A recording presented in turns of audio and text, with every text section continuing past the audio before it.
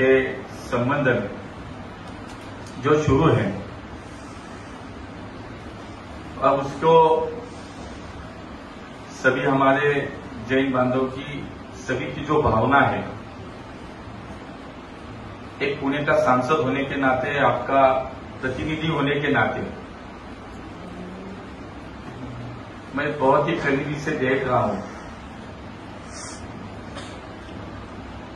मला असं वाटतं की मागच्या काही दिवसामध्ये या विषयामध्ये खूप काही गोष्टी घडल्या। एक सर्वप्रथम माझं काम हे खरं तर कुठल्याही समाजाला न्याय मिळवून देण्याचं असलं पाहिजे आणि माझ्या 30 वर्षाच्या सार्वजनिक जीवनामध्ये काम करत असताना मी हेच केलं। पण दुर्दैवानं मधल्या काळामध्ये या सगळ्या विषयामध्ये मी सहभागी आहे, माझं कोणीतरी याच्यामध्ये सहभागी आहे अशी चर्चा झाली, असे आरोपही झाले। वारंवार मी ह्या अनेक विषयांचं स्पष्टीकरणही दिलं। माझ्या जैन बांधवांच्या माध्यमातून कुठेही माझं व्यक्तिगत नाव घेतलं गेलं नाही। माझा या विषयाशी संबंध कसा नाही हे अनेक वेळा पुराव्यानिशी सुद्धा मी आपल्या सगळ्यांच्या समोर, प्रसार माध्यमांच्या समोर सुद्धा ठेवलं, पण तरी हा विषय काही थांबत नव्हता। आदरणीय गुरुदेवजींचा संदेश त्या दिवशी मी व्हिडिओच्या माध्यमातून पाहिला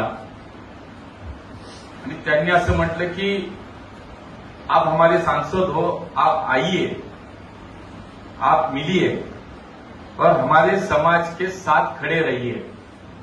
शेवटी कुठल्याही समाजाचे गुरु असतात, आचार्य असतात, ऋषी असतात,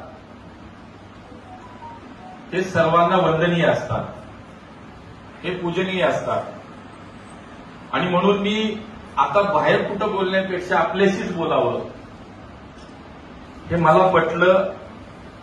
गुरुदेवजींनी जे आवाहन केलं त्यानुसार आज त्यांचंच दर्शन घ्यायला मी इथं आलो। त्यामुळे मी आता माझी अधिक बाजू मांडायला इथं नाही आलो, कारण जर मला माझ्यामध्ये काही दोष असतात, चूक असती तर मी इथपर्यंत आलोच नसतो। पण ऋषी महात्म्यांचा आदर ठेवला पाहिजे। गुरुदेवजींनी सांगितल्यानंतर त्यांच्या दर्शनाला आलो, ते सांगतील ते ऐकायला आलोय हे मी तुम्हाला सांगतो। आणि म्हणून या सगळ्या विषयामध्ये याचं वेगळं राजकारण झालं। आमच्या जैन बांधव आणि तिथल्या जैन बोर्डिंगचा विषय हा सोयीनं राजकारणासाठी डायव्हर्ट होत गेला आणि व्यक्तिगत राजकारण आणि त्याच्यावरती अनेक गोष्टी घडत गेल्या, पण हे जास्त दिवस चालणं चांगलं नाही।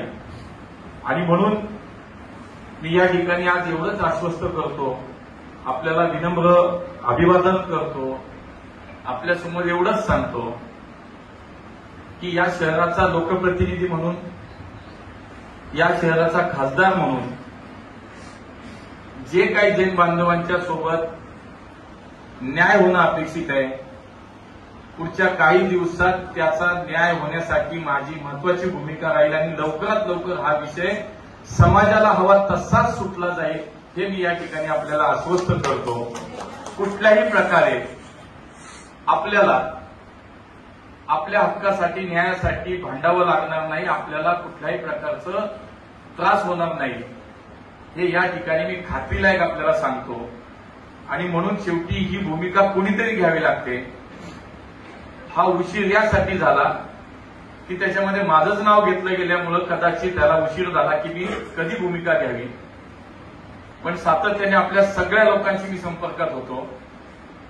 आपले योगेशजी असतील, लक्ष्मीकांतजी असतील, अक्षय असेल, या सगळ्यांशी सुद्धा सातत्यानं संपर्कात होतो आणि म्हणून हा विषय अधिक न वाढता गुरुदेव आपण जे सांगा त्या पद्धतीनेच हा विषय संपेल। तो पुढच्या काही दिवसाच्या आत, म्हणजे आपल्याला जे आपण घोषित केले, पुढचं आपण जो अन्नत्याग करण्याचा जो निर्णय घेतलाय मी आपल्याला या ठिकाणी सांगतो ती वेळ येणार नाही. त्याच्या आतमध्येच हा सगळा विषय संपेल, आपल्याला हवा तसा संपेल, एवढंच या निमित्तानं आपल्याला मी आश्वस्त करतो. आणि आपण मला ज्या पद्धतीने प्रेमाची आपुलकीची एक जी साथ घातली आहे, जे आव्हान केलंय, शेवटी प्रेमाला प्रेमानेच साथ दिली जाते. आणि त्यामुळे आपण आव्हान केलंय, आपण आशीर्वाद द्याल त्याच पद्धतीनं, आपण सूचना द्याल त्याच पद्धतीनं हा विषय कसा संपेल यासाठी या शहराचा लोकप्रतिनिधी म्हणून, आपल्या सगळ्यांचा खासदार म्हणून तुम्ही मला निवडून दिलंय. आणि त्यामुळे माझं कर्तव्य जनतेप्रती पहिलं आहे. त्यामुळे हा समज गैरसमज 2 मिनिटं बाजूला ठेवू, त्याला खूप दिवस पुढे जाऊन सुद्धा आपण त्याच्यावरती काम करू, चर्चा करू, स्पष्ट काय असेल त्याच्यावर खूप आधी पुढे जाऊन पण काम करू. पण आज तातडीनं हा विषय लवकरात लवकर संपवण्यासाठीची जी भूमिका लागेल ती भूमिका या ठिकाणी घेतली जाईल, त्यासाठीच मी आलोय हे या ठिकाणी नम्रपणे सांगतो. खूप खूप